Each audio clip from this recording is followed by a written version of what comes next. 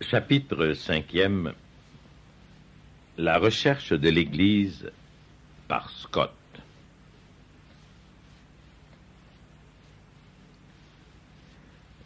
Nous avons décidé de revenir à la ville du collège où nous nous sommes rencontrés. Nous voulions établir notre famille dans une jolie petite ville où nous connaissions bien des gens et où j'espérais trouver un emploi qui me laisserait mes soirées libres pour étudier les questions qui me perturbaient. J'acceptai l'offre d'emploi d'assistant du président du collège de Grove City. C'était l'emploi idéal. Je travaillais de 9 à 5 dans l'administration et je donnais un cours à temps partiel chaque session au département de théologie. J'avais ainsi mes soirées libres pour étudier. Un de mes anciens professeurs me demanda pourquoi je revenais là. Il avait entendu dire que j'avais été pasteur d'une église qui prenait de l'ampleur en Virginie et enseignant au séminaire de l'endroit. Il était perplexe de notre déménagement. Je laissai entendre que le rythme de vie dans les environs du district de Columbia était trop essoufflant pour nous. Nous voulions élever une famille dans la tranquillité. Je ne pouvais pas lui donner les véritables raisons parce que j'en étais moi-même incertain. Peu après notre déménagement, à l'occasion d'une visite à mes beaux-parents à Cincinnati, je découvris une librairie de livres usagés qui avait acheté la bibliothèque complète d'un prêtre décédé, spécialiste de renom de l'Écriture sainte. Les 2 années suivantes, je finis par acheter une trentaine de boîtes de ces livres de théologie. Je commençai à dévorer ces livres avidement, le soir, pendant 5, 6, parfois même 7 heures de suite.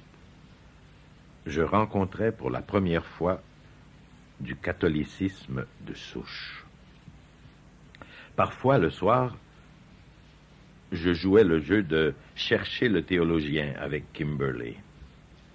À une autre occasion, je lui lus un extrait de Vatican II et lui demandai « Qui est l'auteur ?» Elle me dit « Ça ressemble à un de tes sermons de Virginie. Tu ne peux pas imaginer combien il me manque de t'entendre prêcher. » Et je lui répondis « Mais ce n'était pas moi, c'était pas mon sermon, c'était Vatican II. Peux-tu croire cela? » « Je ne veux pas l'entendre, » fut sa seule réponse. Je continuai à lire toutes sortes de livres portant sur la théologie catholique. Un soir, je m'arrêtai à la salle à manger en route vers mon bureau et je dis à mon épouse « Kimberly, je dois être franc. Je lis beaucoup de livres catholiques ces temps-ci et je pense que Dieu m'appelle peut-être à entrer dans l'Église catholique. » Et Kimberly répliqua aussitôt « Ne pourrions-nous pas devenir épiscopaliens ?» Apparemment, il y avait quelque chose qu'elle craignait encore plus que de devenir épiscopalienne. Tout sauf devenir catholique. J'allais à un séminaire catholique de rite byzantin assister à la liturgie des vêpres. Ce n'était pas la messe, seulement de la prière avec des prostrations, de l'encens et des icônes, des odeurs et des cloches. Après la cérémonie, un séminariste me demanda « Qu'en pensez-vous » Je marmonnai simplement « Maintenant, je sais pourquoi Dieu m'a donné un corps, pour adorer le Seigneur avec son peuple par la liturgie. » Je roulai vers la maison, réflexif et demandant à Dieu son aide. J'espérais encore trouver le défaut fatidique qui me retiendrait de remonter le Tibre ou, comme nous le disons, de paper. Aussi, je regardai du côté de l'Église orthodoxe. Je rencontrai Peter Gilchrist, un évangélique converti à l'orthodoxie d'Antioche, pour me faire expliquer pourquoi il avait préféré l'orthodoxie à Rome. Ces raisons confirmèrent ma perception que le protestantisme était de travers.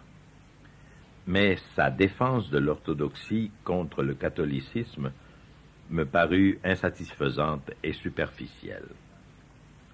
Voyant la chose de plus près, je découvris que les églises orthodoxes étaient aussi désespérément divisées entre elles que les protestants, cependant que les orthodoxes étaient divisés selon la nationalité. Il y avait des groupes orthodoxes qui se disaient grecs, russes, ruthéniens, roumains, bulgares, hongrois, serbes, et ainsi de suite. Ils avaient coexisté pendant des siècles, mais plutôt comme une famille de frères ayant perdu leur père. Une étude plus poussée me conduisit à la conclusion que l'orthodoxie avait une liturgie et une tradition merveilleuses, mais une théologie stagnante. De plus, je devins convaincu qu'elle contenait des erreurs de doctrine du fait d'avoir rejeté certains enseignements de l'Écriture sainte et de l'Église catholique, en particulier la clause du filioque, l'Esprit Saint qui procède du Père et du Fils, qui avait été ajoutée au credo de Nicée. De plus, leur rejet du pape comme tête de l'Église semblait motivé plus par des raisons de politique impériale que par des considérations proprement théologiques. Ceci m'aida à comprendre pourquoi, à travers leur histoire, les chrétiens orthodoxes avaient tendance à mettre l'empereur et l'État au-dessus de l'évêque et de l'Église, ce qu'on nomme césaropapisme. La Russie me semblait avoir enduré les fruits de la perspective orthodoxe en ce XXe siècle. Depuis mon temps de séminaire, je parlais souvent de théologie dans de longues conversations téléphoniques nocturnes avec mon bon copain de Gordon Cornwell, Jerry Matatix. Nos esprits avaient le même amour de la Bible et il détestait l'Église catholique encore plus que moi. Il était alors pasteur d'une église presbytérienne à Harrisburg.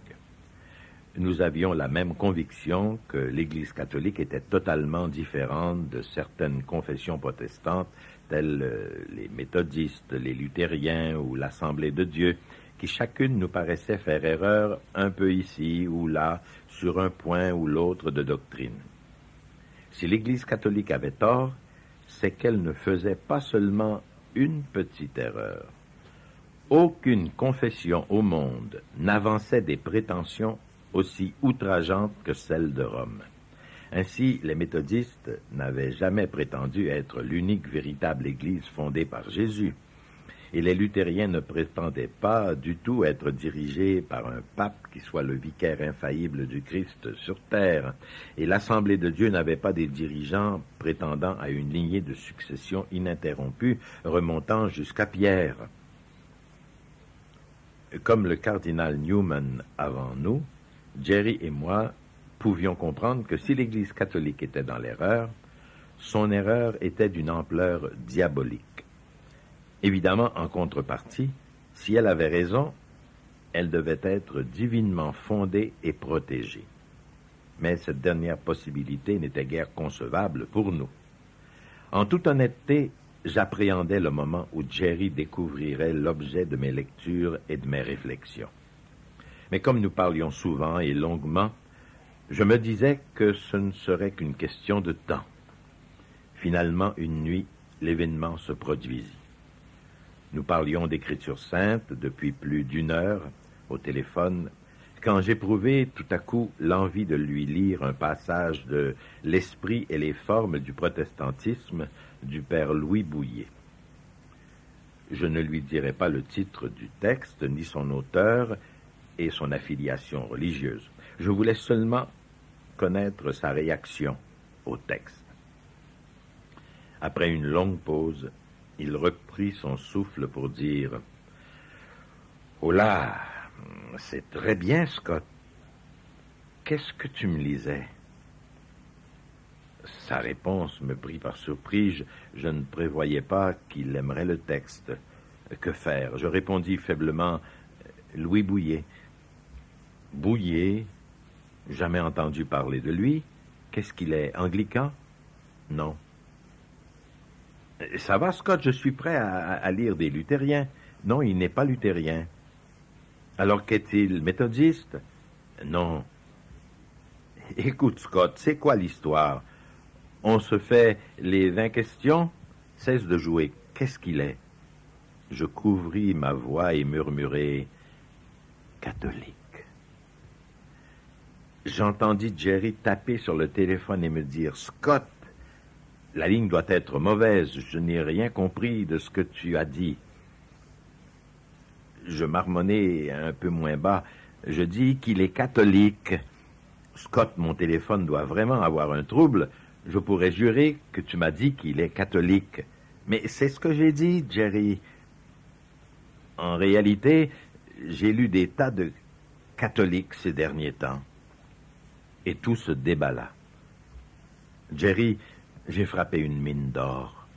Je ne sais pas pourquoi on ne nous a pas parlé au séminaire des plus brillants esprits en théologie des temps modernes, des hommes comme Henri de Lubac, Réginald Garrigou-Lagrange, Joseph Ratzinger, Hans Urs von Balthasar, Joseph Pieper, Jean Danielou, Christopher Dawson et Matthias Schieben. C'est incroyable. Même s'ils ont tort, c'est une mine d'or. Jerry était assommé. « Arrête, Scott, ralentis. Un instant, qu'est-ce qui se passe? » Je soupirai. « Jerry, j'ai besoin de ton aide. » Il dit, « Je vais t'aider. » « Certainement que je vais t'aider. Donne-moi une liste de titres et je te donnerai une liste des meilleurs livres anticatholiques que je connaisse. » J'envoyai à Jerry une liste des meilleurs livres de théologie catholique que j'avais lus. Quand la liste de Jerry arriva, je vis que j'avais déjà lu tous les livres qu'il me recommandait. Un mois plus tard, Jerry rappelait. Kimberly avait mal à retenir son excitation. Elle avait espéré et prié Dieu pour de l'aide. Comme je prenais le téléphone, elle me souffla. « Enfin quelqu'un qui va te prendre au sérieux, Scott. Je vais prier pour votre conversation. » Pendant le mois qui avait suivi notre appel téléphonique, Jerry avait lu tous les livres de ma liste et d'autres en plus.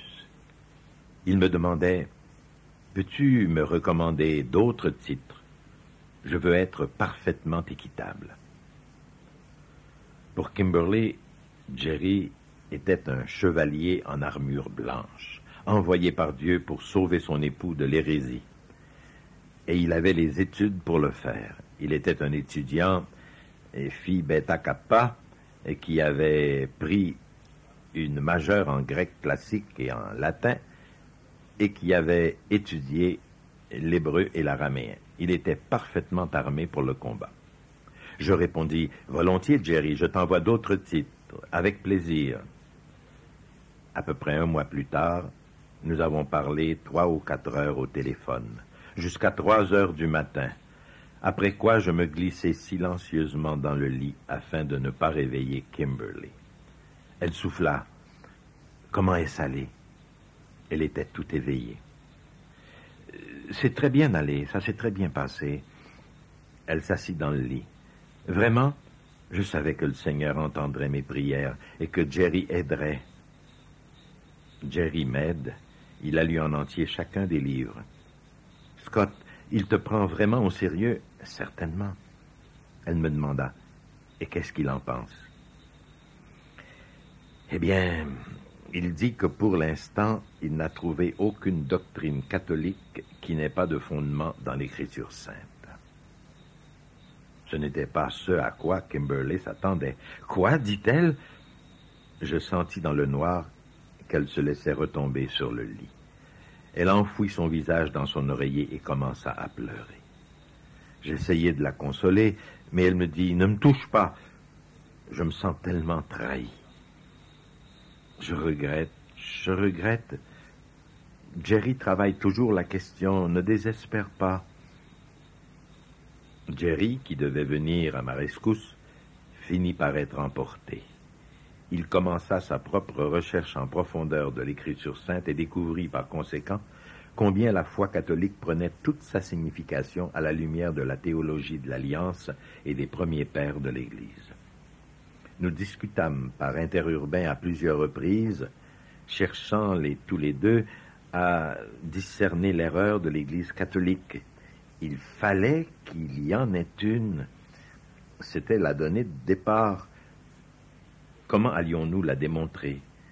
Chaque fois que nous pensions avoir découvert son point faible, nous trouvions non seulement une réponse, mais une réponse irréfutable. Nous devenions nerveux, et pendant ce temps, Kimberly venait de donner naissance à notre second enfant, Gabriel. Un nouveau fils apportait plus de joie, mais l'événement rendait plus urgente la nécessité d'une solution.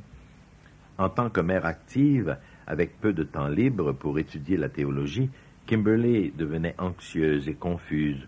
Pour ma part, je continuais à foncer comme un zélé. C'était difficile, car Kimberly ne voulait vraiment pas parler de l'Église catholique. C'était encore plus difficile du fait que plusieurs prêtres que je rencontrais ne voulaient pas non plus parler de l'Église. Il m'arrivait de m'échapper pour trouver un prêtre à qui poser certaines questions qui me restaient, et j'étais découragé par l'un après l'autre. Je demandai à l'un d'entre eux, « Monsieur l'abbé Jim, comment devrais-je m'y prendre pour me convertir à l'Église catholique? » D'abord, dit-il, « ne m'appelez pas surtout abbé. Ensuite, je ne crois pas qu'il vous est nécessaire de vous convertir. Depuis Vatican II, se convertir n'est pas œcuménique. La meilleure chose que vous puissiez faire est de devenir le meilleur presbytérien que vous pouvez. Vous ferez plus de bien à l'Église catholique qu'en demeurant où vous êtes. » Stupéfait, je répondis, « Écoutez, monsieur l'abbé, je ne vous demande pas de me tordre le bras et de me forcer à devenir catholique. Je pense que Dieu m'appelle peut-être à entrer dans l'Église, où je retrouve mon foyer, ma famille par alliance. » Il répondit froidement, « Eh bien, si vous voulez vraiment trouver quelqu'un qui vous aide à vous convertir, vous vous adressez à la mauvaise personne. » J'étais sidéré. Roulant vers la maison, je priai le Seigneur de me conduire à quelqu'un qui puisse répondre à mes questions. L'idée me vint alors de m'inscrire à des cours de théologie dans une université catholique. Je me présentai au programme doctoral de l'université Duquesne à Pittsburgh. Je fus accepté et j'eus droit à une bourse d'études. Chaque semaine, je me rendais en voiture à mes cours. J'étais le seul protestant dans certains séminaires et le seul étudiant qui avait pris la défense du pape Jean-Paul II. C'était bizarre. Je me retrouvais expliquant à des prêtres comment certaines croyances catholiques étaient fondées sur l'Écriture sainte, en particulier dans le cas de la théologie de l'Alliance. Il était évident que je ne trouverais pas de réponse à mes questions à cet endroit. Parfois, un ami catholique de Grove City m'amenait à Pittsburgh rencontrer l'abbé John Debicki, prêtre de l'Opus Dei. Je n'avais jamais entendu parler de l'Opus Dei auparavant. Tout ce que je savais, c'est que j'avais là un prêtre qui prenait mes questions au sérieux, qui m'offrait des réponses réfléchies et qui priait pour moi. Il était un homme tellement humble que j'appris plus tard seulement qu'il avait étudié la théologie à Rome, où il avait obtenu son doctorat. Plusieurs catholiques m'abordèrent privément à l'université pour me dire « Vous faites vibrer l'Écriture sainte, vous lui donnez une intonation catholique quand vous parlez. » Je répondis « Je pense qu'elle est catholique. » Plus tard, ce soir-là, je me demandais tout haut devant Kimberly « Pourquoi Jerry et moi sommes-nous les seuls à trouver ces idées catholiques dans l'Écriture sainte? » Kimberly répliqua avec un certain cynisme, « Peut-être que l'Église dont vous lisez n'existe simplement plus. » Je me demandais si elle n'avait pas raison. C'était apeurant. Je savais que Kimberly priait pour que je reçoive de l'aide. Moi aussi, je priais beaucoup. Quelqu'un me posta un chapelet en plastique. Comme je regardais ces grains, je sentis que j'étais devant le plus grand obstacle de tous, Marie. Les catholiques n'ont pas idée combien les doctrines et les dévotions mariales heurtent fortement les chrétiens de la Bible. Comme tellement de doctrines de l'Église catholique s'étaient révélées bibliquement saines, je décidai de faire un acte de foi devant celle-ci. Je m'enfermai dans mon bureau et je priai silencieusement. Je dis, Seigneur, l'Église catholique a eu raison 90 fois sur 100. L'unique difficulté majeure sur mon chemin est Marie. Je vous demande pardon d'avance si je vous offense par ce que je vais faire. Marie, si vous êtes même la moitié de ce que l'Église catholique prétend, veuillez porter cette demande spécifique, ce qui me semble impossible, auprès du Seigneur, de ma part, au moyen de cette prière. Et je récitai alors mon premier chapelet. Je le récitai encore à cette intention plusieurs fois la semaine suivante. Puis, je l'oubliai. 3 mois plus tard, je me rendis compte qu'à partir du jour où j'avais récité mon premier chapelet, la situation apparemment impossible s'était complètement renversée. Ma demande avait été accordée. Je fus frappé par mon inattention et mon ingratitude. Je remerciai immédiatement Dieu pour sa miséricorde. Je repris le chapelet et je le récite chaque jour depuis ce temps. Il est une arme extraordinairement puissante, une arme incroyable qui met en lumière le scandale de l'incarnation. Le Seigneur prit une humble vierge paysanne et l'éleva à devenir la personne qui donne une nature humaine sans péché à la seconde personne de la Sainte Trinité, qui puisse ainsi devenir notre Sauveur. Quelque temps après, je reçus l'appel d'un ami du temps de mon collège. Il avait apparemment appris que je courtisais la prostituée de Babylone, selon son expression. Il ne perdit pas de temps. « Alors, Scott, est-ce que maintenant tu adores Marie? » « Voyons, Chris, tu sais que les catholiques n'adorent pas Marie, ils ne font que la vénérer. »« Vraiment, Scott? Quelle est la différence? De toute façon, il n'y a aucun fondement biblique pour l'une ou l'autre. » Je ne savais que répondre. Égrénant mon chapelet, je demandai à Marie de me venir en aide. Avec un regain de courage, je répondis, « Tu pourrais être surpris. »« Ah oui, et comment? » Et je commençai par sortir ce qui me venait à l'esprit. « C'est très simple, Christ. Souviens-toi de 2 principes fondamentaux de la Bible. D'abord, tu sais qu'en tant qu'homme, le Christ a accompli parfaitement la loi de Dieu, incluant le commandement d'honorer son père et sa mère. Le mot hébreu pour honorer est kaboda, signifiant littéralement glorifier. Par conséquent, le Christ n'a pas seulement honoré son Père du ciel, il a aussi parfaitement honoré sa mère de la terre, Marie, en lui octroyant sa propre gloire divine. Le second principe est encore plus facile. L'imitation du Christ. Aussi, nous ne faisons qu'imiter le Christ en honorant non seulement nos propres mères, mais aussi en honorant quiconque lui-même, Jésus, honore, et avec le même honneur qu'il lui donne. Il y eut une longue pause au téléphone, puis Christ dit « Je n'avais jamais entendu ça présenté ainsi. » En étant franc, moi non plus. Christ, c'est simplement le résumé de ce que les papes ont dit pendant des siècles concernant la dévotion à Marie. Il remonta à l'assaut. Les papes ont pu en parler, mais où rencontre-t-on cela dans l'Écriture sainte? Je ripostai instinctivement. Christ, Luc 1,48 nous dit « Désormais, toutes les générations me diront bienheureuse. » C'est ce que le chapelet fait. Christ, il accomplit ce passage de l'Écriture sainte. Il y eut une longue pause, puis Christ changea rapidement de sujet. À partir de ce moment, je sentis que la récitation du rosaire approfondissait ma pénétration de l'Écriture sainte. La clé était de méditer, certes, les 15 mystères du rosaire, mais je découvris que la prière elle-même apportait une perspective théologique permettant d'aller plus avant dans tous les mystères de notre foi, à partir de quelque chose au-delà, mais non pas à l'encontre, des pouvoirs rationnels de l'intelligence, ce que certains théologiens ont appelé la logique de l'amour. Je remarquai cette logique de l'amour pour la première fois quand je contemplais la Sainte Famille à Nazareth, le modèle pour tous les foyers. Cette contemplation pointait, pour sa part, vers l'alliance et ultimement vers la vie intérieure même de Dieu en tant qu'unique Sainte Famille éternelle, le Père, le Fils et l'Esprit Saint.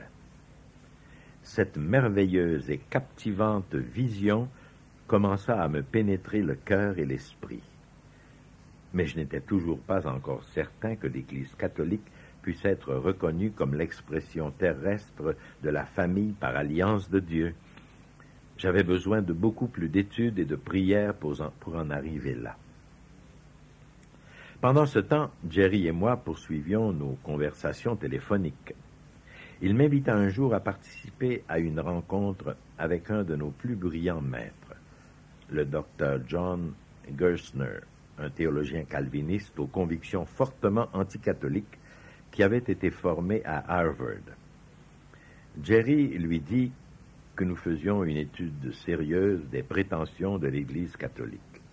Aussi, il était plus que prêt à nous rencontrer pour répondre à nos questions. Jerry organisa la chose. Nous pouvions apporter nos Nouveaux Testaments en grec, nos Bibles hébraïques, nos textes latins des conciles et tout ce que nous voulions.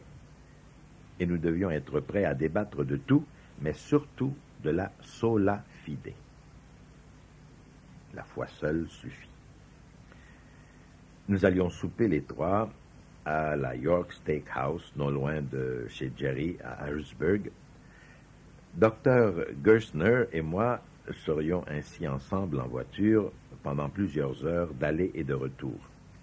J'étais à la fois passionné et nerveux à l'idée d'échanger avec un penseur aussi religieux et érudit. À l'aller, le docteur Gerstner et moi avons fait 4 heures de discussion théologique intense. Je lui présentai l'ensemble des arguments que j'avais accumulés, donnant l'Église catholique comme le moment crucial de l'histoire du salut de l'Ancien Testament et l'incarnation du Nouveau Testament. Le docteur Gerstner écouta attentivement, réagissant avec intérêt et respect à chacun de mes points. Il semblait considérer mes arguments comme quelque chose de nouveau. Cependant, il insistait pour dire que ces arguments ne contraignaient pas quelqu'un à faire partie de l'Église catholique romaine, se référant à elle comme la synagogue de Satan. À un moment donné, il me demanda, « Scott, quel appui biblique as-tu trouvé en faveur du pape? » Vous savez, Dr. Gerstner, combien l'Évangile selon Matthieu insiste sur le rôle de Jésus comme fils de David et roi d'Israël envoyé par son Père pour inaugurer le royaume du ciel. Je crois que Matthieu 16, 17, 19 nous indique comment Jésus le fonde. Il donne 3 choses à Simon. Premièrement, le nouveau nom de Pierre, la Pierre. Deuxièmement, la promesse de fonder son Église sur Pierre, et troisièmement, les clés du royaume du ciel. C'est ce 3e item qui m'intéresse particulièrement. Quand Jésus parle des clés du royaume, il fait référence à un passage important de l'Ancien Testament, Isaïe 22, 20 à 22, où Ézéchias, l'héritier royal du trône de David et roi d'Israël, au temps d'Isaïe, remplaça son ancien premier ministre, Shebna, par un nouveau du nom de Eliakim. Tout le monde pouvait savoir lequel des membres du cabinet était le nouveau premier ministre, vu qu'il avait reçu les clés du royaume. En confiant les clés du royaume à Pierre, Jésus créait le poste de premier ministre pour gérer l'Église comme son royaume sur terre. Les clés sont donc un symbole de la charge de Pierre et de sa primauté devant être transmise à son successeur, et c'est ainsi qu'elle l'a été à travers le temps. Il répondit, « C'est un brillant argument, Scott. » « Mais comment les protestants le réfutent-ils, demandai-je. « Je ne suis pas certain de l'avoir entendu, dit-il. Il me faudra y penser un peu plus. Présente-moi d'autres points. Alors je lui décrivis comment la famille par alliance était le principe unificateur ou l'idée maîtresse de la foi catholique. Elle expliquait le rôle de Marie comme notre mère, du pape comme notre père, des saints comme nos frères et sœurs, des jours de fête comme des jours commémoratifs ou anniversaires de naissance. Dr. Gerstner, tout prend un sens quand on prend l'alliance comme point central de l'Écriture sainte. Il m'écouta avec soin. Je pense, Scott, que tu vas trop loin avec ton histoire d'alliance. C'est possible, Dr. Gerstner, mais je suis absolument convaincu que l'alliance est le point central de toute l'Écriture sainte, ainsi que l'ont enseigné les plus grands protestants comme Jean Calvin et Jonathan Edwards. Mais je suis convaincu aussi que l'alliance n'est pas un contrat, contrairement à leur compréhension, mais qu'elle est plutôt un lien familial sacré entre Dieu et son peuple. Si j'ai tort sur l'un ou l'autre point, s'il vous plaît, montrez-moi mon erreur. Vous pourriez sauver ma carrière.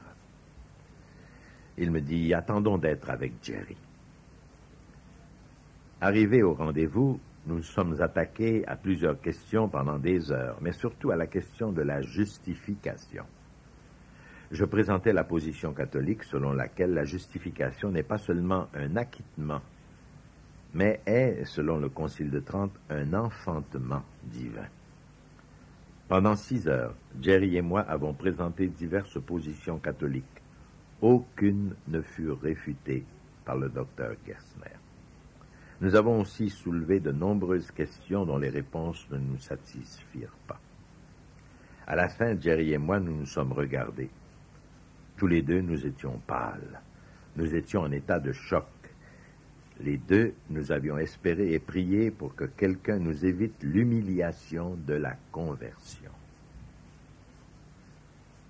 Pendant que nous nous sommes brièvement trouvés seuls, je dis à Jerry, j'ai l'impression d'avoir été trahi par notre tradition réformée. Je suis venu ici en pensant que nous allions être complètement défaits. Or, l'Église catholique n'a perdu sur aucun point. Les textes du Concile de Trente qu'on nous a servis étaient tirés hors de leur contexte. Sans le vouloir, il a offert une fausse présentation des canons en les isolant des définitions contenues dans les décrets. Durant le voyage de retour, je discutais encore beaucoup avec le docteur Gerstner. Je lui demandai de m'indiquer où la Bible enseignait la sola scriptura. Je n'eus droit à aucun nouvel argument. Plutôt, il me posa une question. Scott, si tu es d'accord que nous possédons dans l'Écriture sainte la parole de Dieu, inspirée et sans erreur, qu'avons-nous besoin de plus? Je répliquai, je ne pense pas, Dr. Gerstner, que la question primordiale porte sur nos besoins. Mais comme vous me posez la question, je vous livre mon impression. Depuis la Réforme, plus de 25 000 confessions protestantes sont apparues. Et les spécialistes nous disent qu'il s'en forme présentement 5 nouvelles chaque semaine. Chacune d'entre elles prétend suivre l'Esprit Saint et la signification évidente de l'Écriture sainte. Dieu sait que nous avons besoin de quelque chose de plus. En fin de compte, Dr. Gerstner, quand les fondateurs de notre pays nous ont donné sa Constitution, ils ne se sont pas arrêtés là. Vous imaginez-vous où nous en serions aujourd'hui s'ils s'étaient contentés de nous donner un document, aussi bon fût-il, suivi d'une invocation du genre que l'esprit de Washington guide tous et chacun des citoyens? Nous serions en pleine anarchie, ce qui est essentiellement la situation des protestants par rapport à l'unité de l'Église. Au contraire, les pères de notre patrie nous ont donné quelque chose en plus d'une constitution. Ils nous ont donné un gouvernement composé d'un président, d'un congrès et d'une cour suprême, qui sont tous nécessaires pour administrer et interpréter la Constitution. Et si cela suffit tout juste pour gouverner un pays comme le nôtre, que faudrait-il pour gouverner une Église à la dimension du monde entier? C'est pourquoi, Dr. Gerstner, j'en viens personnellement à penser que le Christ ne nous a pas seulement laissé un livre et son esprit.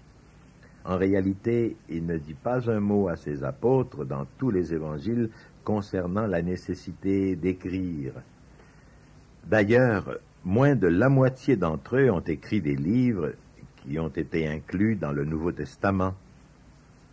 Ce que le Christ a dit à Pierre était « Sur cette pierre je bâtirai mon Église, et les portes de l'enfer ne l'emporteront pas contre elle. » Par conséquent, le bon sens m'incite à penser que Jésus nous a laissé son Église composée d'un pape, d'évêques et de conciles qui sont tous nécessaires pour administrer et interpréter l'Écriture sainte.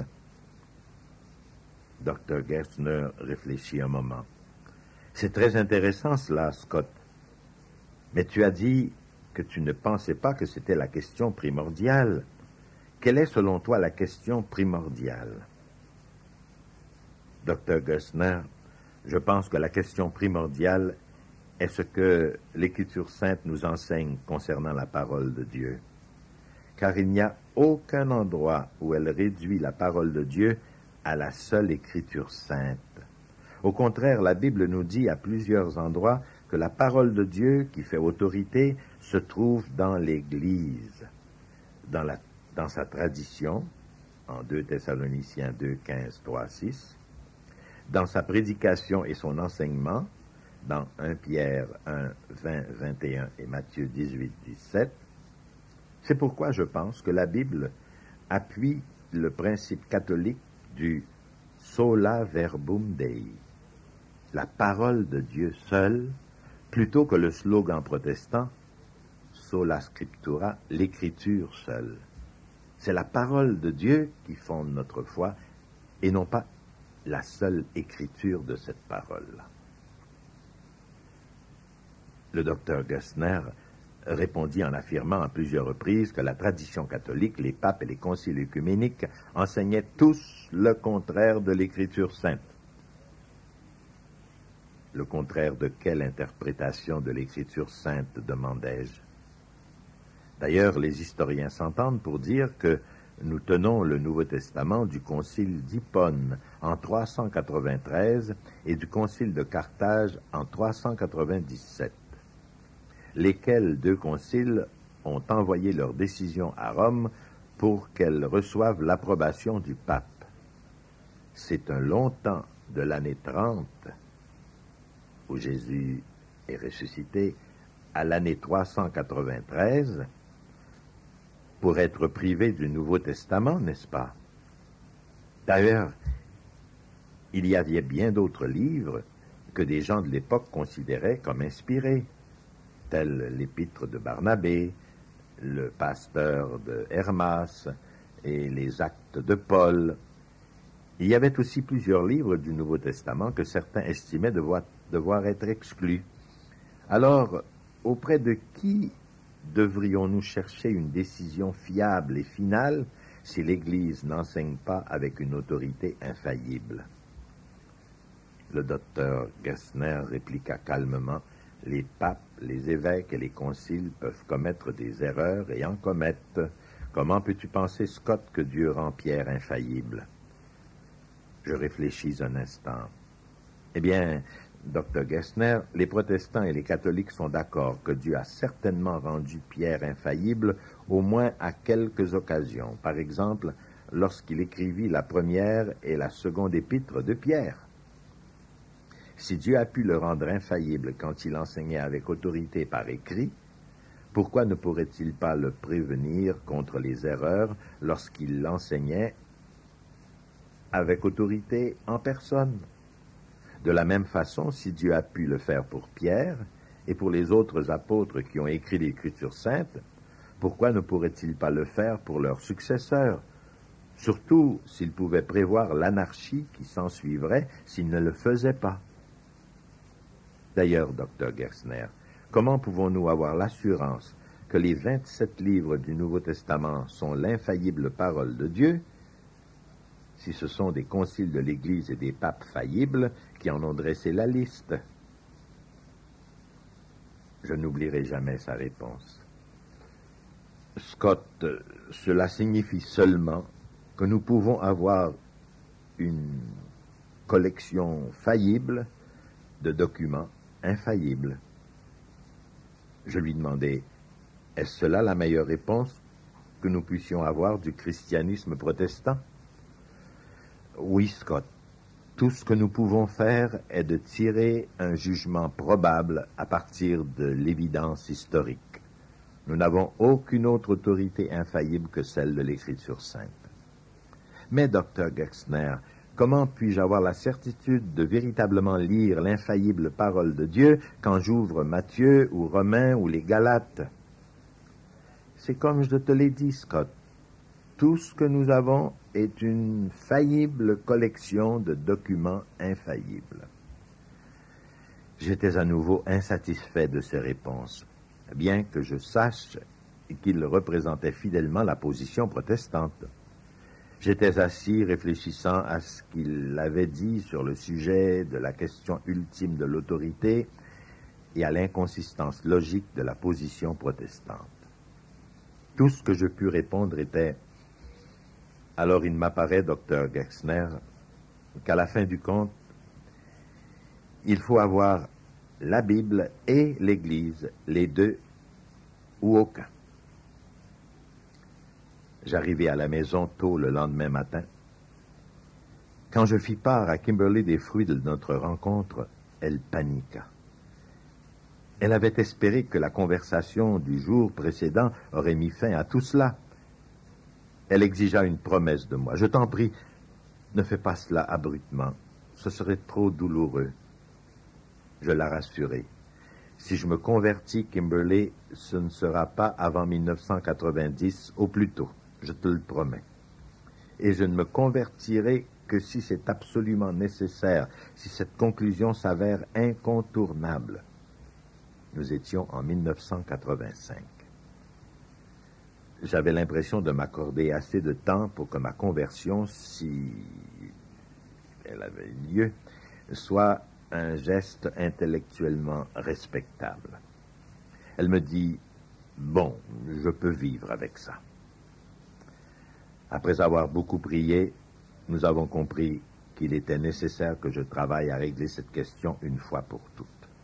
Nous avons décidé que le meilleur endroit pour le faire serait l'université Marquette, où j'avais découvert une équipe d'extraordinaires théologiens catholiques qui aimaient l'Église et enseignaient correctement la doctrine de l'Église. Il y avait même là un jésuite, professeur de théologie, le père Donald Keefe, qui était un spécialiste de la théologie de l'Alliance. Lorsque nous avons eu la nouvelle que Marquette m'acceptait au doctorat en théologie et m'offrait une bourse complète et un poste d'adjoint à l'enseignement, nous avons senti que Dieu nous guidait. Le rythme de notre vie familiale changea avec notre nouvelle situation. Scott entreprit son emploi de 9 à 5 en tant qu'assistant au président du collège de Grove City. Moi, je me concentrais sur Michael et sur la création de nouvelles amitiés. L'emploi de Scott lui laissait les soirées libres pour étudier des heures durant. Il entrait dans son bureau et fermait la porte, et je ne voulais pas qu'il l'ouvre. Je n'étais pas intéressée à savoir ce qu'il lisait. Aussi longtemps que la porte était fermée, j'étais satisfaite. Nous commencions vraiment à nous éloigner l'un de l'autre dans nos convictions. D'abord, j'étais occupée, j'étais enceinte de notre second enfant, mais aussi je n'étais pas intéressée. J'étais certaine qu'il courait le grand risque et qu'il allait revenir. Ce qui comptait pour moi, c'était de demeurer ferme. Une nuit, il me réveilla pour me faire part d'une idée qui le fascinait. Te rends-tu compte, Kimberly, que nous sommes ici même, en ce moment, entourés de Marie, des saints et d'innombrables anges? Je répondis instantanément. Pas dans ma chambre. Il n'en est pas question. Ce que Scott avait dit me stupéfia. Marie? Il pensait beaucoup à elle ces derniers temps. Les catholiques me semblaient être concentrés sur Marie, comme non sur Jésus. Elle était la personne approchable, celle qui nous permettait de se cacher dans ses jupes pour ne pas affronter le Père dans sa colère. Marie était la grande porte arrière pour entrer dans les faveurs de Dieu, tandis que Jésus demeurait l'étroite porte avant. Ses pensées me répugnaient. J'avais lu une fois l'anecdote d'un homme qui réparait le plafond d'une magnifique chapelle à Rome quand il vit une Américaine entrer dans l'église pour prier. Il se dit qu'il lui jouerait un tour. Aussi il appela doucement. « Je suis Jésus, m'écoutes-tu » La femme ne réagit pas du tout. L'homme haussa un peu la voix. « Femme, c'est Jésus qui t'appelle. » Toujours pas de réaction. Finalement, l'homme cria. « Je suis Jésus, tu m'entends » La femme releva les yeux et répondit fermement. « Tais-toi, je parle à ta mère. » La façon comme avait présenté l'attitude des catholiques envers Marie m'amenait à penser qu'ils substituaient l'amour, la dévotion et même l'adoration de Marie à l'amour, la dévotion et l'adoration de Jésus. Je fis part de ces inquiétudes à Scott. Il me montra, en contrepartie, comment les protestants la négligeaient, presque entièrement, bien qu'elle fût, au minimum, la femme la plus couverte des faveurs de Dieu, choisie pour porter le Fils de Dieu et lui donner sa nature humaine. Les protestants pensaient peut-être compenser de cette façon l'attention excessive qu'elle paraissait recevoir de la part des catholiques. Quand on m'invita à parler, lors d'un souper de femmes de notre église à Noël, Scott me suggéra de parler de Marie. Aussi je fis une présentation biblique de Marie comme une femme favorisée par Dieu, sans présenter les idées catholiques à son sujet, auxquelles je ne croyais pas à l'époque. J'avertis les dames qu'il ne fallait pas craindre d'honorer Marie en tant que mère de notre Seigneur, parce que Jésus était à la fois le Fils de Dieu et le Fils de Marie. Aussitôt après ma conférence, les deux épouses des pasteurs chantèrent. Quel est cet enfant? En prenant soin de changer les dernières paroles de la chanson en « ce bébé fils de Dieu », parce que un des ministres avait été inquiet que ce bébé fils de Marie honorait trop Marie. Quelle illustration de mes propos! Je me souvins d'un cours au séminaire quand le docteur Nicole avait proclamé Marie Théotokos, Mère de Dieu. Au début, nous étions tous vexés. Elle n'avait pas crié Dieu, mais il avait rectifié aussitôt le sens de l'affirmation. Pour notre salut, il fallait que Jésus soit à la fois pleinement homme et pleinement Dieu, de nature dans l'unique personne de Dieu le Fils. Il s'ensuivait que, Marie étant la source de sa nature humaine, elle était la mère de Jésus. Et comme Jésus est Dieu, elle est la mère de Dieu. Cette vérité n'était pas choquante, souligna le docteur Nicole, car elle défend notre salut. Un jour, Scott s'arrêta dans notre salle à manger et me dit « Je lis beaucoup de livres catholiques ces jours-ci. Il se peut que Dieu m'appelle à entrer dans l'Église catholique. Ne pourrions-nous pas devenir épiscopaliens ?» fut ma réaction spontanée. Dans l'ensemble des choses, je préférais demeurer protestante comme épiscopalienne que de devenir catholique romaine. Il sourit avec compréhension devant ma réaction. Puis il me demanda de prier pour lui. J'étais heureuse de pouvoir prier pour lui, mais je ne voulais pas parler de ses convictions croissantes. Rendu là, je voulais mettre Scott sur une tablette et pousser ses nouvelles convictions tout au fond hors de ma portée. Lors d'une marche, il essaya avec délicatesse de me faire part de certaines des questions qui le travaillaient et de certaines réponses qu'il avait trouvées. Je lui répondis, « Scott, tu es un homme brillant. Tu pourrais persuader n'importe qui de n'importe quoi. » Il répliqua, « Je n'ai donc rien à dire à personne ?» Il m'avait. Comment pouvais-je m'amener à dire, ou même à penser, qui n'avait rien à me dire de sa réflexion théologique sur divers sujets, alors que notre mariage même avait été fondé sur ce genre d'échange. Je ne pouvais pas échapper à la responsabilité de chercher la vérité, seulement parce que Scott était persuasif. Mais je ne voulais pas entendre celle-ci. Elle était trop apeurante. J'avais trop à perdre. J'aurais dû être au moins curieuse de savoir pourquoi il pensait que le catholicisme était tellement biblique, vu que l'Écriture sainte était le fondement de mes croyances, mais j'étais trop menacée pour pouvoir le demander. Je commençais à avoir l'impression d'être mariée à un homme que je n'avais pas épousé. J'avais épousé un presbytérien réformé et pas seulement un chrétien, mais Scott me rappela que j'avais été attirée par lui, par le fait qu'il était un chrétien croyant en la Bible et qu'il était toujours le même croyant. Il me supplia de venir auprès de lui dans son bureau, mais je ne le pouvais pas, je ne le voulais pas. En fin de compte, Scott avait été un anticatholique, soutenant qu'on ne peut à la fois être un chrétien réfléchi tout en demeurant un catholique romain. Pour ma part, j'avais une approche plus équilibrée, soutenant que les catholiques peuvent aussi être des chrétiens. Mais je n'éprouvais aucun besoin et surtout aucune envie de devenir catholique. Ces études allaient peut-être l'aider à moins juger les catholiques et à se rapprocher de mon attitude, mais ne plus les condamner n'impliquait aucunement se joindre à eux. Scott avait le sentiment de chercher l'église mère et de possiblement l'avoir découverte dans le catholicisme. Pour ma part, je n'avais jamais véritablement éprouvé le besoin de chercher, possiblement parce que j'avais été éduquée dans une famille et une église évangélique ferme et forte où ce besoin avait été satisfait. Ce que Scott croyait maintenant était notablement différent de ses croyances quand nous étions étudiants au collège. Scott voyait de la continuité là où je ne discernais que discontinuité.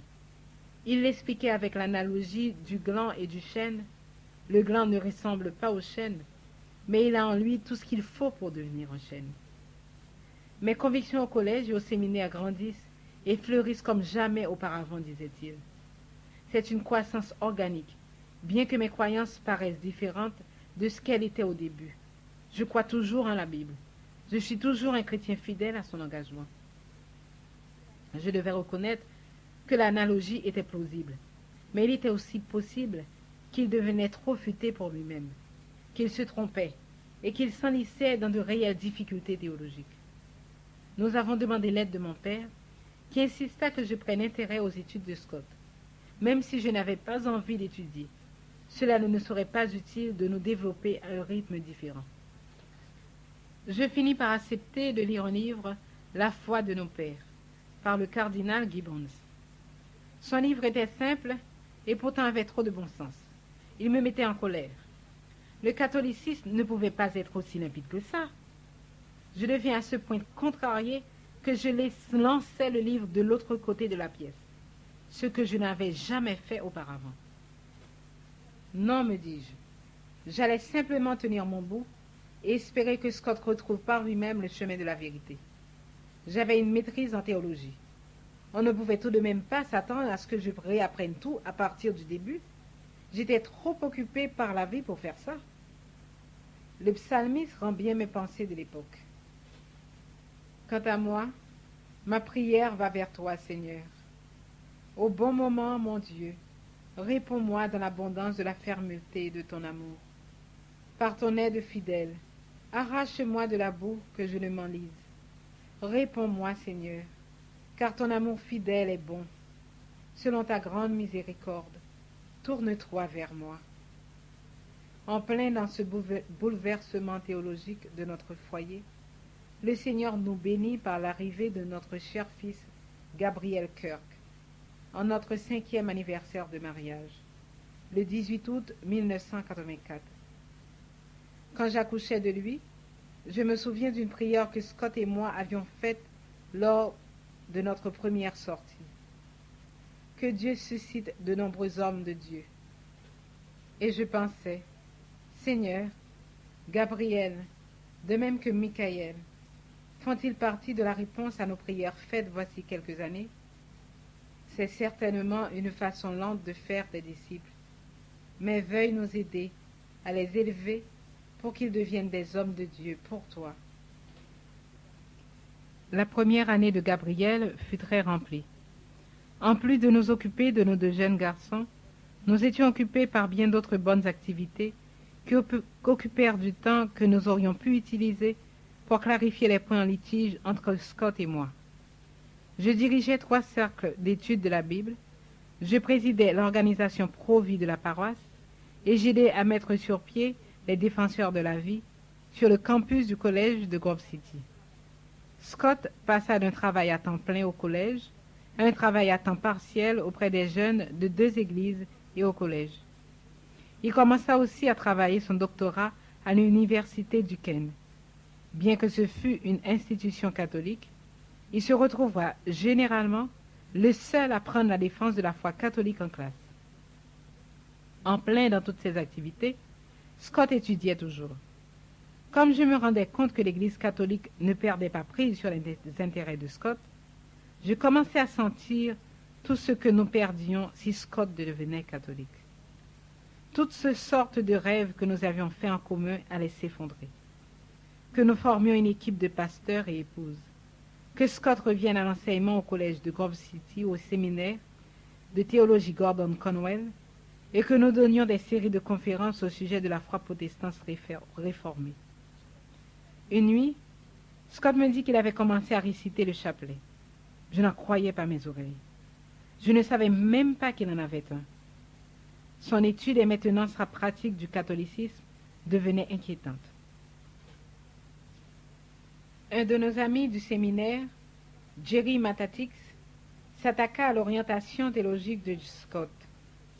Je parlais de lui à Scott comme de mon chevalier en armure blanche qui viendrait me sauver du triste sort qui me menaçait.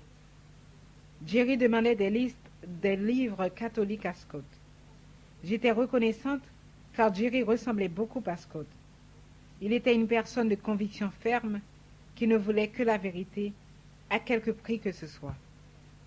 Mais je n'oublierai jamais la nuit où Scott revint au lit après des heures de téléphone avec Jerry et me dit combien Jerry était passionné par les livres catholiques qu'il lisait. Je ne pouvais que pleurer. Mon chevalier en armure blanche se faisait salir. Si Jerry ne pouvait contenir Scott, personne ne semblait pouvoir le faire. Quand Jerry organisa une rencontre avec le docteur Gessner, mes espoirs refirent surface. Pour le bref instant qu'il fallut jusqu'à ce que Scott puisse me faire rapport de la rencontre. Depuis le début, nos convictions de Scott et moi avaient évolué et changé ensemble. Mais la volonté de Scott de poursuivre sa transformation et mon refus de changer commencèrent à mettre une méfiance entre nous. La confiance fondamentale de notre mariage était terriblement ébranlée. Après une journée particulièrement douloureuse, je dis à Scott, « Je n'ai jamais envisagé le suicide, mais j'ai supplié Dieu aujourd'hui de m'envoyer une maladie mortelle afin que je puisse mourir et mettre un terme à toutes ces questions. Tu pourrais ensuite rencontrer une gentille petite catholique avec qui poursuivre ta vie. » Scott fut foudroyé de m'entendre exprimer une angoisse si profonde. « Jamais tu ne dois redire, ni penser quelque chose comme ça. Je ne veux pas de gentille petite catholique. C'est toi que je veux. » C'était le début de l'hiver de mon âme. Je me souviens où je me tenais dans notre salle à manger, quand je sentis la joie du Seigneur me quitter. Sauf quelques courts moments, elle ne me revint pas pendant près de 5 ans. Une perte comme je n'avais jamais ressentie auparavant dans ma vie. La joie du Seigneur qui avait été ma force et qui avait donné du courage à mon esprit était bloquée par mon refus de demeurer ouverte à l'étude, à la lecture ou même à la discussion. J'avais l'impression de faire face à un mur que je ne savais pas escalader et que je n'étais même pas certaine de vouloir escalader. Seigneur, ta joie est partie. Qui es-tu?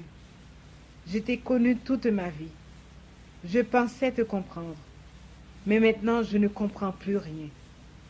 Es-tu le Dieu des catholiques ou des protestants? Je suis confuse. Il ne semblait pas venir de réponse. Chapitre 6e. Scott rentre à la maison.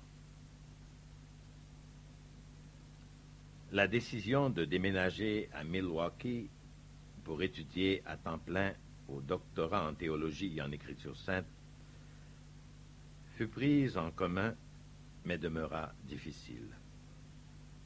À la session d'automne, je découvris de séminaire en séminaire combien les doctrines catholiques pouvaient être vraies et belles, et combien les enseignements moraux de l'Église étaient imposants et pratiques dans les domaines du mariage, de la famille et de la société. Je prenais de plus en plus la défense de la foi catholique, même quand des catholiques refusaient de le faire. Il y avait cependant plusieurs étudiants catholiques qui prenaient la défense de leur foi et qui la vivaient et en jouissaient. Je partageais un bureau avec l'un d'entre eux, John Grabowski, qui m'amena dans sa paroisse et m'introduisit à la liturgie eucharistique. John me permit aussi de connaître une institution d'enseignement catholique exceptionnelle, l'Université franciscaine de Steubenville, où il avait pris sa licence en théologie. Il me parla de l'emphase qu'on y mettait sur une orthodoxie dynamique. J'ignorais alors que 5 ans plus tard, je m'y retrouverais comme enseignant.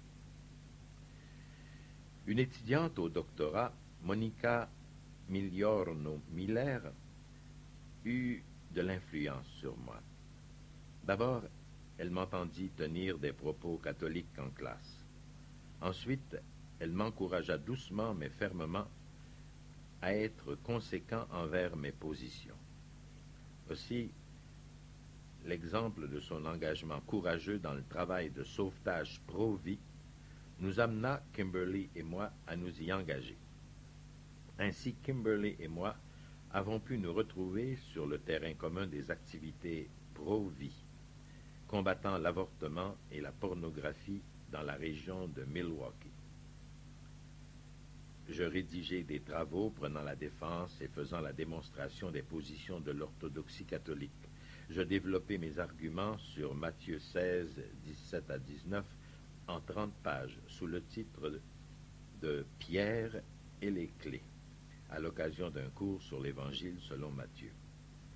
L'enseignant était un protestant. Il me contre-interrogea pendant plus d'1 heure et conclut que mon argumentation ne contenait pas de fêlure.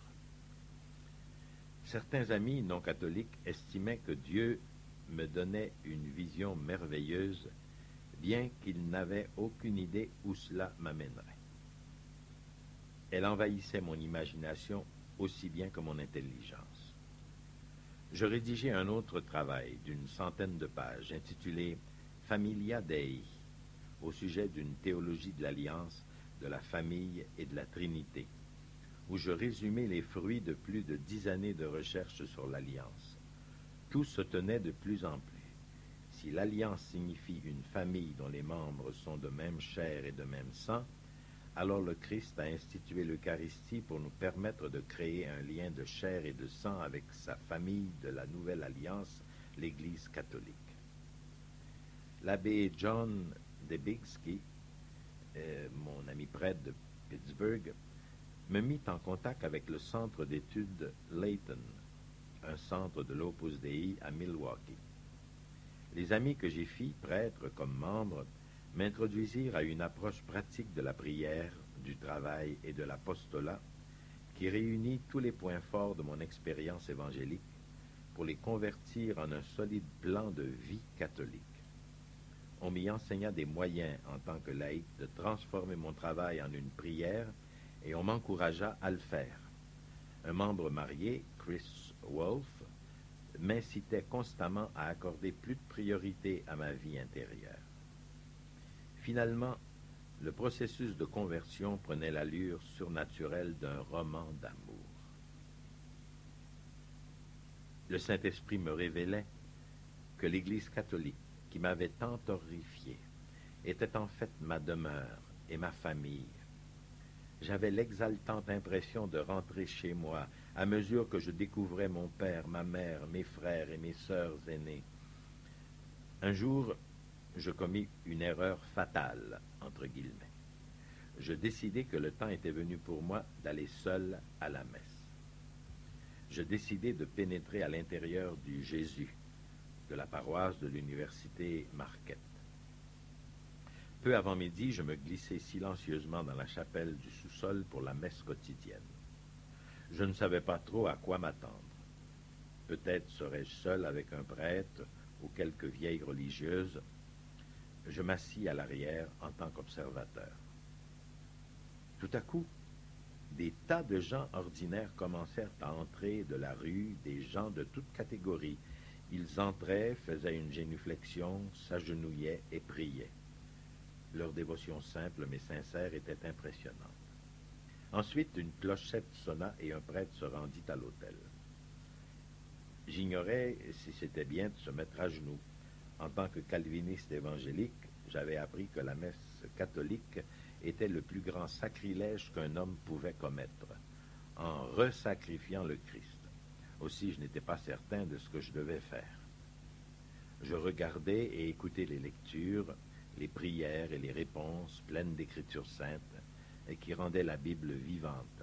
J'avais presque envie d'interrompre la messe et dire « Attendez, cette phrase vient d'Isaïe, ce chant est tiré des psaumes, et voilà un autre prophète dans cette prière. » Je découvris de nombreux éléments de l'ancienne liturgie juive que j'avais intensément étudiés.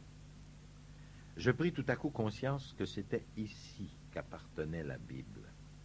C'était le cadre où ce précieux héritage familial devait être lu, proclamé et expliqué.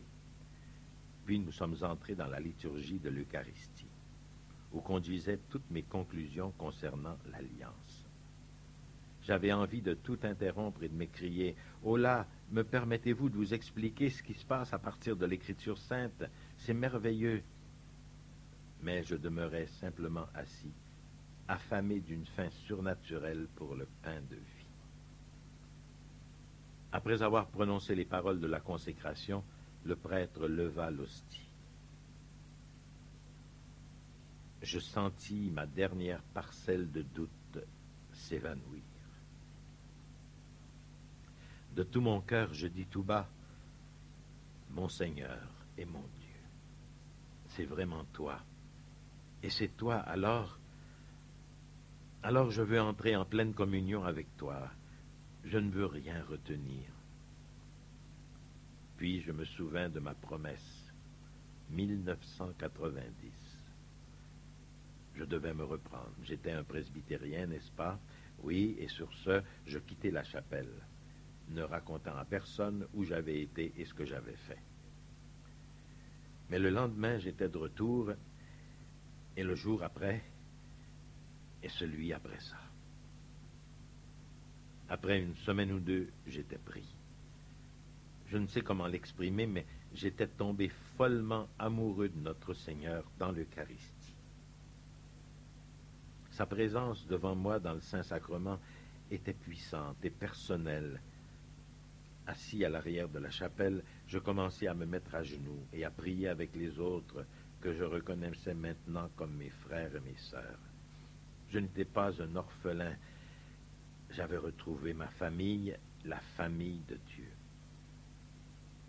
Tout à coup, 1990 me parut terriblement loin.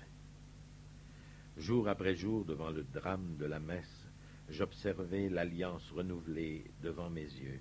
Je savais que le Christ voulait que je le reçoive dans la foi, pas seulement spirituellement dans mon cœur, mais physiquement aussi, sur ma langue, le long de ma gorge, et dans tout mon corps et mon âme.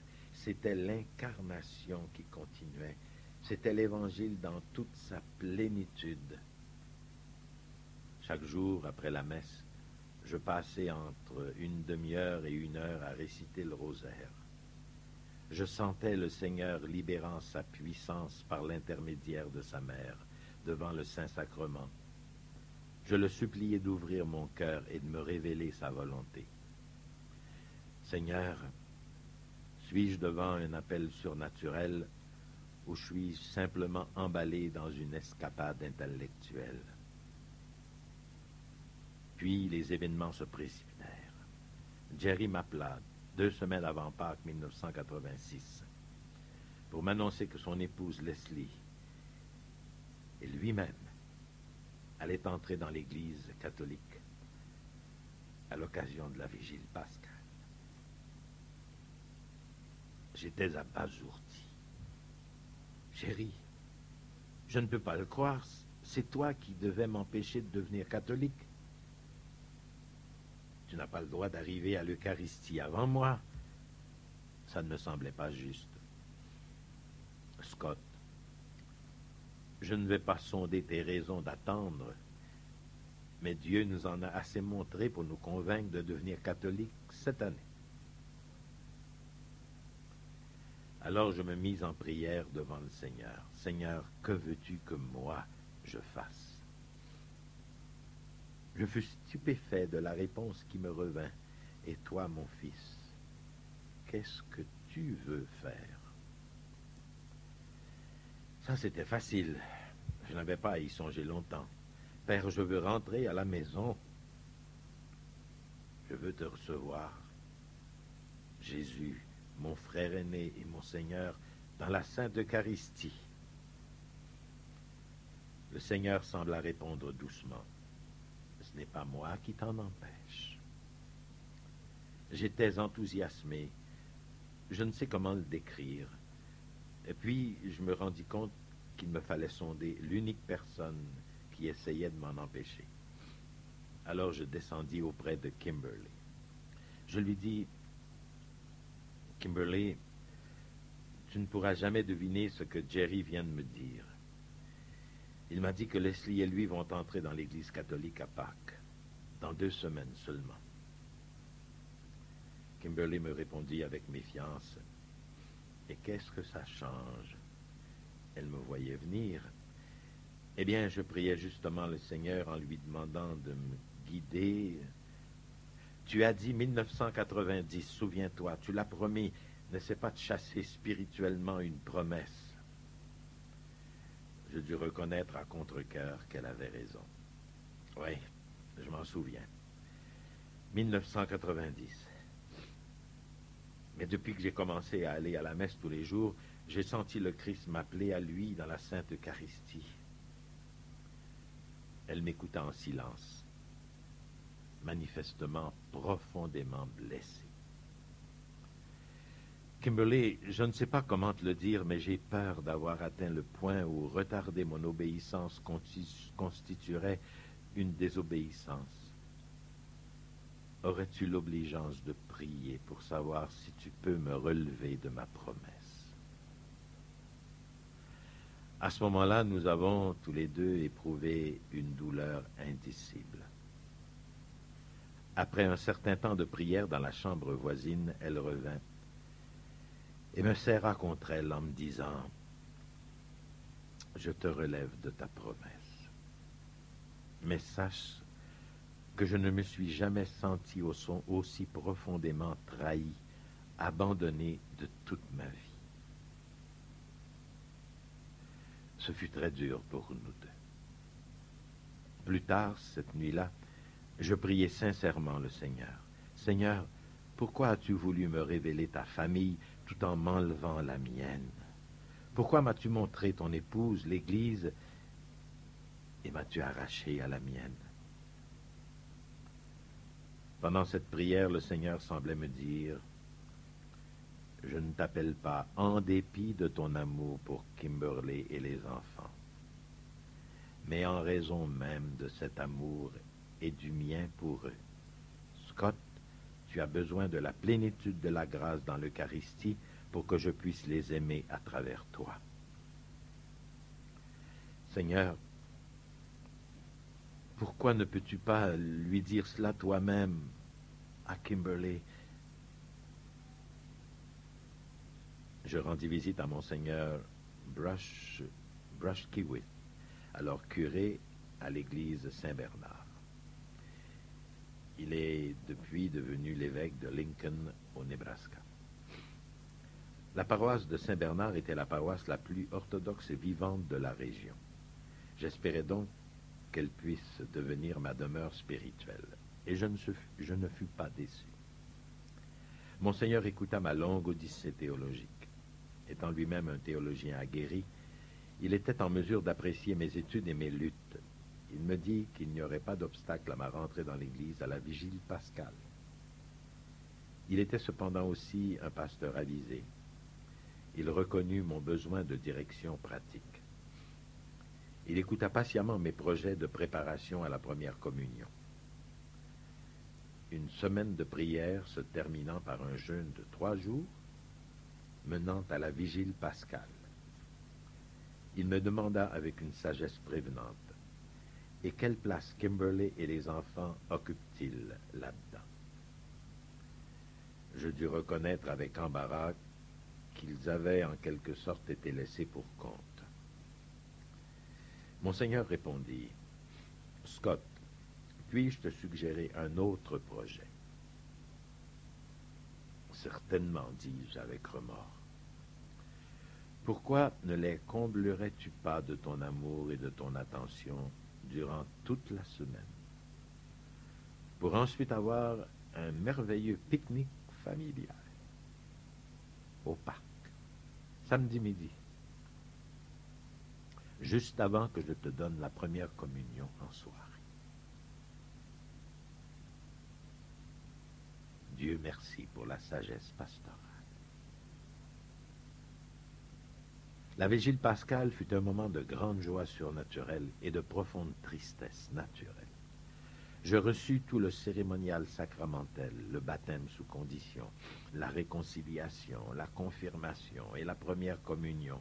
Je revins à mon banc et m'assis auprès de mon épouse en peine, elle que j'aimais de tout mon cœur. Je mis mon bras autour d'elle et nous nous sommes mis en prière. Je sentais Jésus lui-même au moyen de l'Eucharistie en moi, qui cherchait à nous enlacer tous les deux. C'était comme si le Seigneur disait: « Scott, ça ne dépend pas de tes sentiments. Par le cadeau que je te donne dans la Sainte Eucharistie, tu peux me faire confiance plus que jamais. Je demeure présentement en toi, corps et âme, mieux que jamais auparavant. » Notre déménagement à Milwaukee nous éloigna de bons amis, de nos familles et de l'Église, nous amenant à un lieu étranger. Nous ne connaissions personne avant d'y arriver. Bien que nous allions ensemble à une église protestante, j'avais, contrairement à Scott, le temps d'y créer de nouvelles amitiés. Pour sa part, son travail dans une université catholique lui donna l'occasion de s'y créer des amis catholiques. Ainsi, nous continuâmes à nous éloigner l'un de l'autre, avec chacun un certain nombre d'amis différents. Le gros de mon temps était pris par le soin de mes 2 jeunes garçons.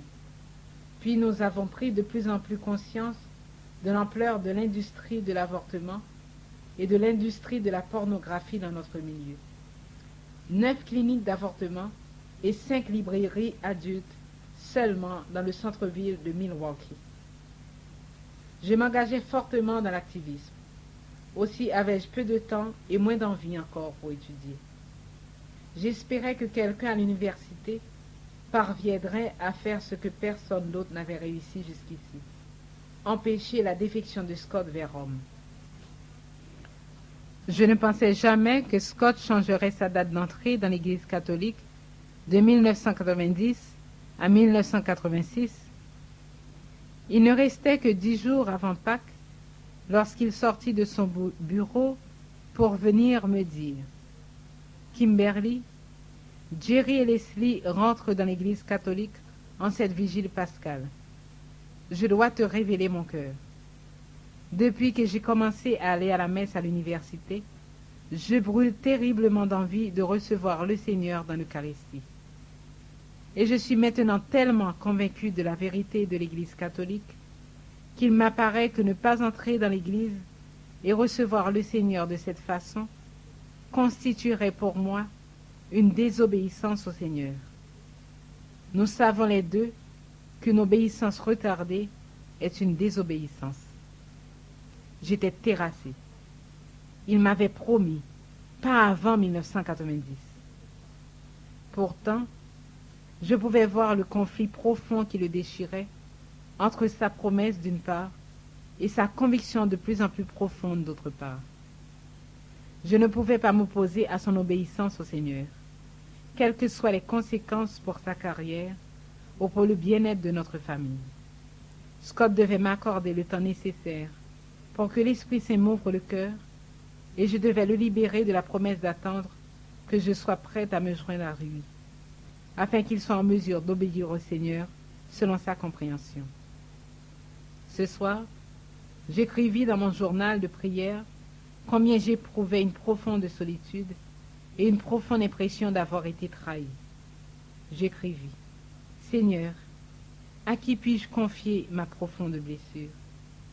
Et avec un certain sarcasme, j'ajoutais: ne me réponds pas à Marie et aux saints. Pâques était dans 10 jours. Nous n'avions que 10 jours pour téléphoner à nos parents et leur dire ce que nous avions, pour l'essentiel, passé sous silence. Nous n'avions que 10 jours pour appeler nos amis théologiens, dans l'espoir qu'ils parviennent à lui changer les idées avant qu'il ne se jette dans l'église. Les professeurs étaient dans une situation très difficile. Ils essayaient de répondre à des objections que Scott avait étudiées pendant des années. Mais il y en eut peu pour essayer de l'arrêter, alors qu'il pouvait être en train de détruire son âme et qu'il pourrait par la suite, avec ses talents, entraîner tant d'autres à la perdition. Ceci augmenta mon impression d'être abandonné.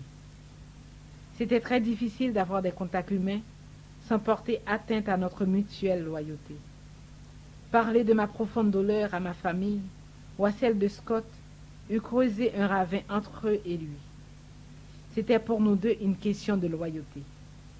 Pour le bien de notre mariage et de notre famille, nous devions nous protéger l'un l'autre et ne pas introduire d'autres personnes dans la profonde souffrance que nous éprouvions. Pourtant, ceci accroissait la solitude que chacun de nous ressentions. J'avais le profond sentiment d'être trahi. Je n'avais rien contre les catholiques, mais je ne serais jamais sorti avec un d'entre eux, et j'allais me retrouver marié à l'un d'eux. J'allais avec Scott et une chère amie protestante à la messe de la Vigile pascale. Chris Wolf serait le parrain de Scott. À un moment donné, Scott se pencha vers moi et me dit que ce même soir, Greg Wolf, sans lien de parenté avec l'autre, était le parrain de Jerry, alors que Leslie et lui étaient reçus dans l'église catholique à Philadelphie. Je fis un sourire forcé, mais ne répondis rien. Il me semblait ironique que ces deux hommes étaient introduits par des loups, Wolf, dans l'église catholique. D'une part, une bonne partie de la cérémonie me fascina. On y trouva bien des lectures de l'Écriture sainte tirées des alliances de Dieu à travers l'Ancien Testament, allant jusqu'au Christ. Je ne pensais pas que les catholiques lisaient tant l'Écriture sainte que ça. Bien des éléments de la cérémonie me rappelaient le culte juif de l'Ancien Testament, tels l'encens, les révérences, l'autel et le sacrifice. Et la joie des gens était grande. On avait l'impression qu'ils croyaient vraiment à ce qu'ils faisaient et à ce qu'ils disaient. De notre côté, je mourais en moi-même. Je voyais Scott se consacrer à une église qui nous séparait pendant un temps et peut-être toujours. Nous n'allions plus jamais pouvoir communier ensemble, à moins que l'un ou l'autre ne change d'idée. Et je pouvais imaginer qui cela devait être. Le grand signe de l'unité chrétienne devenait le symbole de notre désunion. Et la joie des gens se plantait comme un poignard dans mon cœur, car leur joie était ma souffrance indicible. Après la messe, quelqu'un prit une caméra et voulut prendre une photo de tout le monde avec Scott. J'essayais de me retirer du groupe, mais Scott insista pour que je sois aussi dans la photo. Je pensais, pourquoi voudrais-je immortaliser la pire soirée de ma vie? Bien que tous les amis de Scott furent extrêmement gentils à mon égard, lors de la fête qui s'ensuivit, ce fut épouvantablement déchirant pour moi de voir leur joie pour lui, alors que notre mariage connaissait la plus grande épreuve de notre vie.